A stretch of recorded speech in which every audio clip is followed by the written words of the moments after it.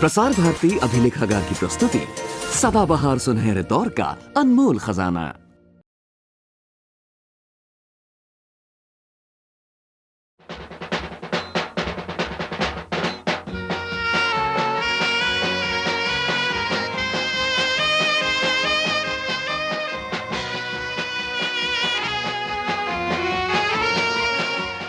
आठ अगस्त 1942 बंबई के ग्वालियर टैंक मैदान में रात 10 बजे गांधी जी भारतीयों की सभा को संबोधित कर रहे थे। उन्होंने कहा कि भारत की स्वाधीनता जीतने के लिए ये उनका अंतिम आंदोलन है। ये संघर्ष करो या मरो का होगा। उसी रात कांग्रेस महासमिति की बैठक में भारी बहुमत से भारत छोड़ो प्रस्ताव पारित हुआ। भारत छोड़ो प्रस्ताव में कहा गया था, यदि ब्रिटिश सरकार स्वतंत्रता की मांग को स्वीकार न करे तो विशाल पैमाने पर एक ऐसा आंदोलन शुरू किया जाए जो भारत की मुक्ति के द्वार पर पहुंचकर ही दम ले।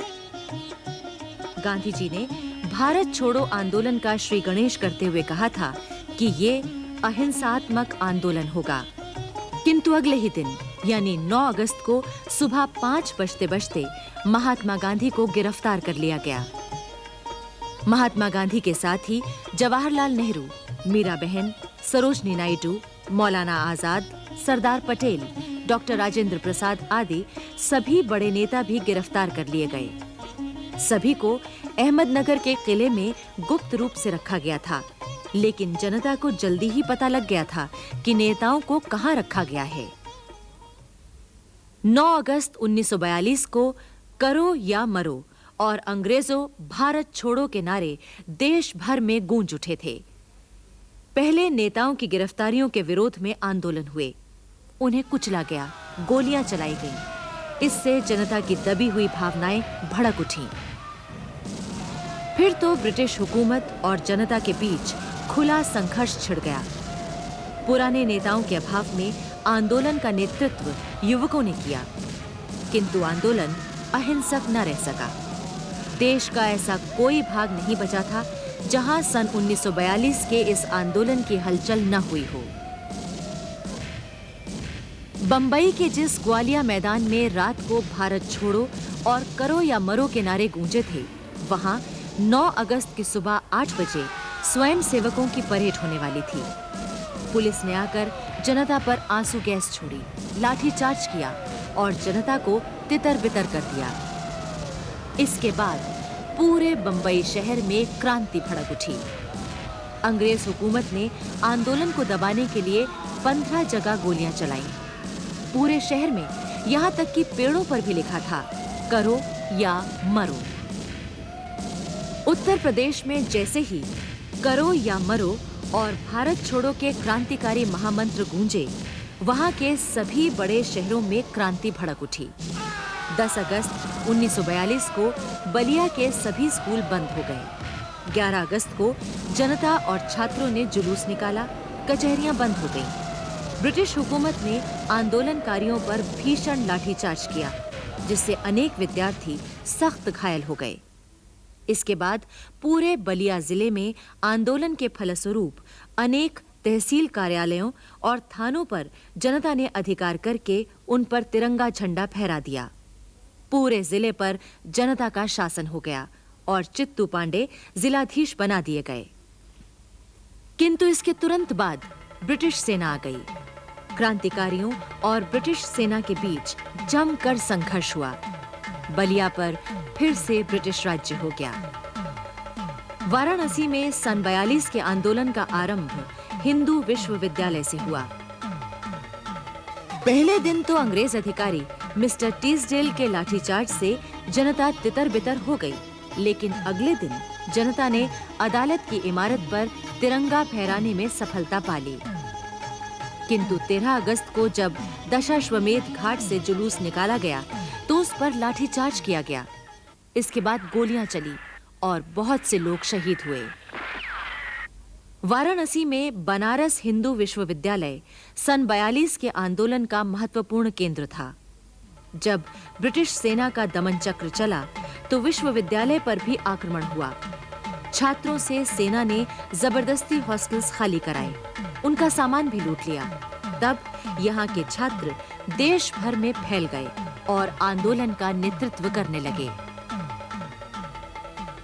इलाहाबाद में 10 अगस्त को पुरुषोत्तम दास पार्क तथा मोहम्मद अली पार्क में सभाएं हुईं। 11 अगस्त को एक जुलूस निकाला गया, जिस पर लाठीचार्ज करने से सिपाहियों ने इनकार कर दिया। 12 अगस्त को इलाहाबाद में फिर जुलूस निकला। जुलूस के आगे लड़कियां थीं। ब्रिटिश सेना आज खूब तैयार थी। ज्यों ही गोलियां चली तो एक लड़का सीना तान कर चिल्लाता हुआ आगे बढ़ा, लड़कियों पर क्यों गोली चलाते हो? मुझे गोली मार दो। और एक अंग्रेज सिपाही ने उसे निशाना बनाकर गोलियों से छलनी कर दिया। इनकलाब जिंदाबाद, इनकलाब जिंदाबाद, भारत माता की जय हो। छात्र जिला अदालत के अहाते में घुसकर इमारत पर झंडा फहराना चाह रहे थे।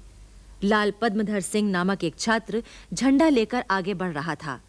तभी शहर कोतवाल N.A. आगा के हुक्म पर गोलियां चली। लाल पद्मधर सिंह वहीं शहीद हो गए। वास्तव में लाल पद्मधर सिंह पर चलाई गई गोली एक प्रकार से उनकी हत्या थी, क्योंकि इस गोलीकांड के लिए किसी मजिस्ट्रेट ने आदेश नहीं दिया था। उधर गाजीपुर जिले में भी बलिया की तरह ब्रिटिश शासन समाप्त कर दिया था। नंदगंज स्टेशन पर ब्रिटिश पुलिस की गोलियों से 80 आदमी शहीद हुए। गाजीपुर में जब ब्रिटिश हुकूमत का दमन चक्र चला तो 12 घंटे तक कत्लेआम और लूट चलती रही। गम्हार गांव के दूधनाथ सिंह और दारोगा सिंह शहीद हुए। एक महिला राधिका देवी को कुएं में डुबोकर मार दिया गया।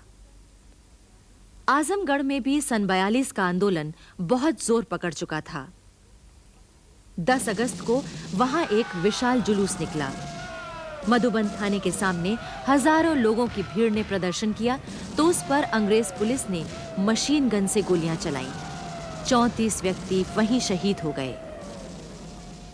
जौनपुर में सन 42 के आंदोलन का नेतृत्व किया था कॉमरेड राजनारायण मिश्र ने। उन्होंने नवयुवकों को इकट्ठा करके ब्रिटिश हुकूमत की ज्यादतियों का जमकर विरोध किया। बाद में वो अपने कुछ साथियों सहित पकड़े गए और 2 दिसंबर 1944 को उन्हें फांसी पर लटका दिया गया। शहीद राजनारायण मिश्र लखीमपुर के श्री बलदेव मिश्र के पुत्र थे। बचपन में ही इन्होंने भगत सिंह को अपना आदर्श मान लिया था। सन 1930 में जब असहयोग आंदोलन की आंधी उठी थी तो इन्होंने हाथ में झंडा लेकर स्कूल के लड़कों का जुलूस निकाला। इसके लिए इन्होंने बैंतों की सजा खाई। परंतु बाल अवस्था में ही उनके हृदय में अंग्रेजी शासन के प्रति विरोध पनप चुका था, जो सन 42 के आंदोलन के समय तक विकसित हो गया था। इस प्रकार राजनारायण मिश्र ने अपना पूरा जीवन राष्ट्रीय आंदोलन के लिए समर्पित कर दिया था। उनके अंतिम शब्द थे, हम देश के लिए मर रहे हैं, फिर पैदा होंगे, फिर मरेंगे। उस समय उनकी उम्र सिर्फ 24 वर्ष थी। उत्तर प्रदेश के अन्य शहरों में भी सन 42 के आंदोलन की चिंगारियां सुलग उठी थीं। कानपुर में ब्रिटिश पुलिस ने हर तरह से जन आंदोलन को दबाने में सफलता प्राप्त की। आगरा में सुप्रसिद्ध हिंदी लेखक पंडित श्रीराम शर्मा के नेतृत्व में नवयुवकों ने आंदोलन चलाया। इसी के साथ मथुरा, वृंदावन, अलीगढ़, बिजनौर, लखनऊ, गढ़वाल, अल्मोड़ा, मुरादाबाद, बरेली, मेरठ, सहारनपुर, देहरादून आदि शहरों में भी जुलूस निकले और भारत छोड़ो, इनकलाब जिंदाबाद तथा भारत माता की जय के नारे गूंजे। बिहार में अगस्त क्रांति के लिए पहले से ही नवयुवक तैयार थे। पटना में 9 अगस्त को नेताओं की गिरफ्तारी की खबर सुनते ही 10 अगस्त को छात्रों ने हड़ताल घोषित कर दी। 11 अगस्त को छात्रों का एक जुलूस सेक्रेटेरिएट पर तिरंगा चढ़ाने गया। तिरंगा तो चढ़ा दिया, किंतु इसके बाद ब्रिटिश पुलिस की गोलियां उन पर बरसने लगीं। इस गोलीकांड में 7 छात्र शहीद हुए थे। एक छात्र को घायल अवस्था में अस्पताल ले जाया गया। वहां उसे जब होश आया तो उसने डॉक्टर से पूछा, गोली कहां लगी है? सीने में या पीठ में? सीने में।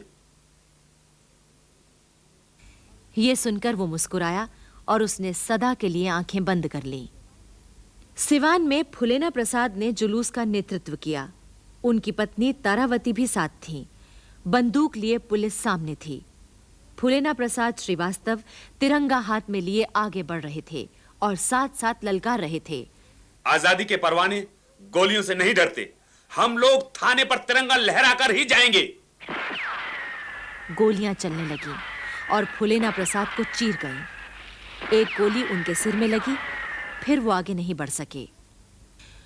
उनकी पत्नी ने तुरंत अपनी साड़ी फाड़कर पति के सिर पर पट्टी बांधी और फिर उन्हें उसी हालत में छोड़कर तिरंगा लेकर आगे बढ़ी।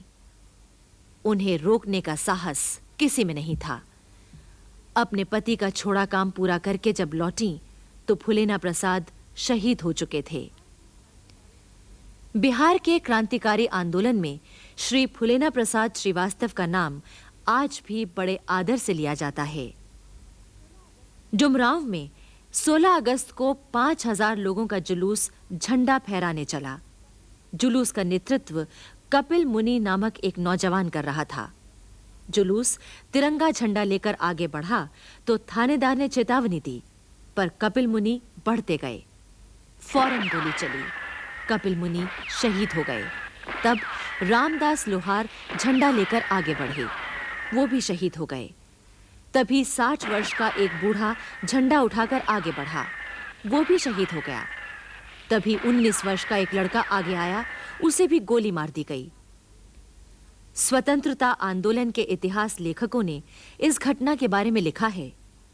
सन 42 के इतिहास में इस प्रकार की घटना शायद एक ही है। बिहार में गया, जमशेदपुर, रांची, हजारीबाग, मुजफ्फरपुर, चंपारण, शाहाबाद, पूर्णिया, सारण, दरभंगा आदि सभी स्थानों पर जुलूस निकले। अंग्रेजों का दमन चक्र चला और अनगिनत लोग शहीद हो गए। भागलपुर में परशुराम बाबू, सियाराम बाबू और महेंद्र गोप के दल एक हो गए और क्रांतिकारी आंदोलन छेड़ दिया। इनकी एकता से बढ़ी हुई ताकत देखकर ब्रिटिश हुकूमत थर्रा उठी। 10 अगस्त को जनता ने झंडा फहराया, किंतु महेंद्र गोप को पुलिस ने पकड़ लिया। बाद में उस पर मुकदमा चला। डॉक्टर राजेंद्र प्रसाद ने उसे फांसी से बचाने के लिए पैरवी की, पर ब्रिटिश हुकूमत में भारतीयों के लिए न्याय कहां था? महेंद्र गोप को फांसी दे दी गई। उधर आरा जिले में तो सन 42 के आंदोलन ने अत्यंत उग्र रूप धारण कर लिया था। महिलाएं, बच्चे, सरकारी कर्मचारी, अध्यापक, विद्यार्थी सभी आंदोलन में शामिल हो गए थे। बिहार के इस आंदोलन के दौरान जो लोग पकड़े गए थे, उन्हें अंग्रेज पुलिस ने इतनी भीषण यातनाएं दी थीं कि उनके प्राण निकल गए, पर उन्होंने उफ तक नहीं की। इसका कारण यही था कि सन 42 के आंदोलन का नारा करो या मरो इतना प्रभावशाली सिद्ध हुआ था कि मातृभूमि की आजादी के लिए भारत का बच्चा बच्चा अपनी बलि चढ़ाने के लिए तैयार था।